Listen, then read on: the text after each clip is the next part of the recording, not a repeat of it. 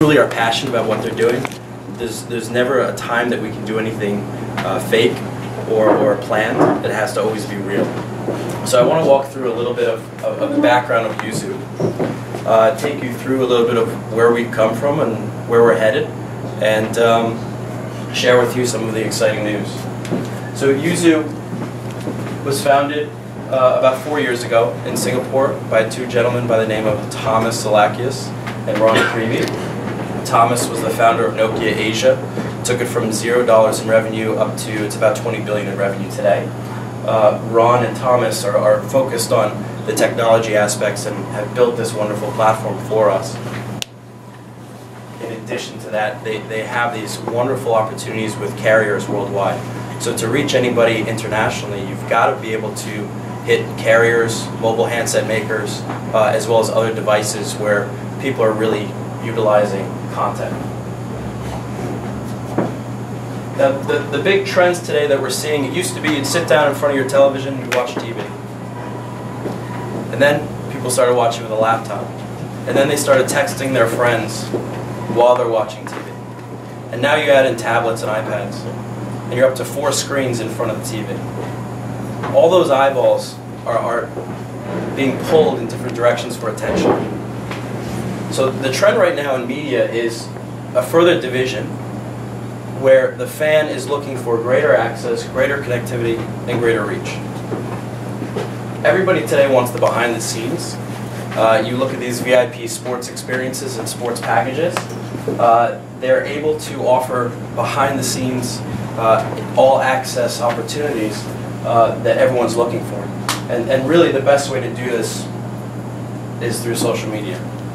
Through the Yuuzoo platform, we've been able to build out this model where it really changes the current conversation that we're having between Facebook, Twitter, and all the other social media sites out there. There's a real desire for those out there to access the data, to own their content, then be able to monetize that content. That's currently not happening today. If you ask an artist or a musician or an athlete, how much money did you make from Facebook last year? The answer is always 0. So what we've done is build this platform that allows people to have more control over their brand and increase distribution in markets like China, where Facebook and Twitter aren't currently available. Our focus initially is really going towards music, sports, and celebrities. These are the most active users in social media. So one of the first things we've done is go out and partner with Live Nation for the Bamboozle Festival. And the Bamboozle Festival is the premier festival event in the United States. This is Bon Jovi, Skrillex, Foo Fighters, Mac Miller, Blink-182. This is in Ashbury Park, New Jersey, May 18th, 19th, and 20th. So the lineup that's going to be there, you're going to have over 100,000 people show up to this event. You're going to have hundreds of thousands of people go onto the website to interact, to see what fans are doing, to see what bands are playing, to follow our break bands, hopefully to the stage and go and watch them perform and support them. And what we're always trying to do is create the most authentic experience behind the scenes. And we do that in a couple ways. With the break contest, we're doing this worldwide search with over 1,000 bands. They can just go to Yuuzoo.com, register, get their friends and fans to go into the site vote. They can then vote for their favorite video and hopefully get enough traction by promotion where they get chosen to go play at Bamboozle. The site to date for the break competition has seen over 25,000 registered users in just under 2 months. And this is really the site where people go, where they can interact with the band, they can buy their merchandise, they can buy their music directly from iTunes, and really go out and interact with others. We've added some new features, which are the social plus features. So when you post something here, you can go to Facebook, Twitter, Google Plus, and push it out to those places as well. So it's becoming the hub. If you're about independent music, unsigned artists, unsigned acts, this is where you want to go. This is where you want to drive your fans to. You still want to leverage your Facebook and Twitter to get those people into the site. We're actually seeing 40% of our traffic driven directly from Facebook today. On the right-hand side, we have each day, the number of votes that each band gets, that's where that's shown, as well as the number of friends. So it's a great place to kind of keep up to date what's going on with the break, what's going on with Bamboozle. As we get closer to the Bamboozle Festival, this page will really start to take over, and this is the Bamboozle social media site. So when you're stuck in traffic 15 minutes away from the venue and you're trying to figure out parking, this is where you want to go to find out the latest information on that.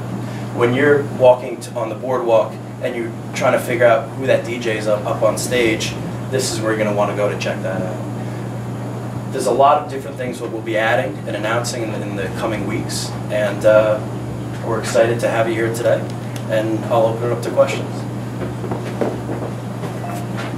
What's the difference about this to Facebook? Sure. The difference between, number one, you'll see is there's no mention of Yuuzoo on this. This is all about the brand. This is all about the competition. There's a disconnect where most fans want to be immersed in the experience. They don't want to be pulled out or branded to. This has to reflect that, and I think it does a good job of that. If I'm Justin Bieber with 40 million followers on Facebook, why do I want to go to Yuuzoo? Well, Justin Bieber is a huge... I'm not Justin Bieber. Sure. You would like to do. You know, he's a huge international brand. And there are different aspects that you look at his current social media platform. He's not monetizing any of the traffic that's driven through Twitter, Facebook, or YouTube. He doesn't have any access to the data. Data is the new oil. Over the next 2 to 3 years, you're going to see different companies come out trying to mine that data. And if you don't have control and access to your data, you're truly missing out on opportunities that are going to be coming up down the line. When you say data, you mean the names, addresses, and contact details of all those 40 million people? Exactly. So on Facebook, you've got no access to that at all? Very limited. Numbers and geographical locations.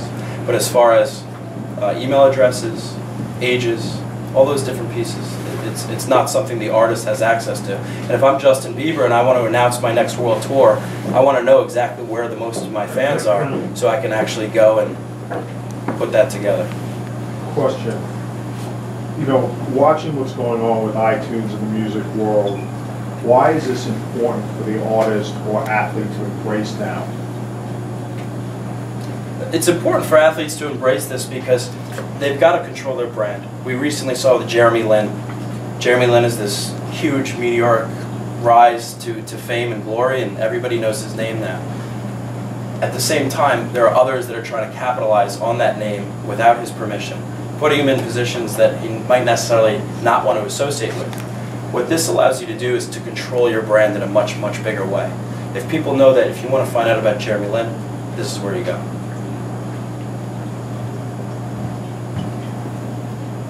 What kind of impact do you see coming from overseas instead of maybe like the Silicon Valley for a lot of like startups? Sure, there's a big challenge right now with talent. It's very difficult to find engineers. Google and Facebook have done a great job of hiring as many as they possibly can. So the international market is very important to us to get talent and really look for people who are passionate about social media.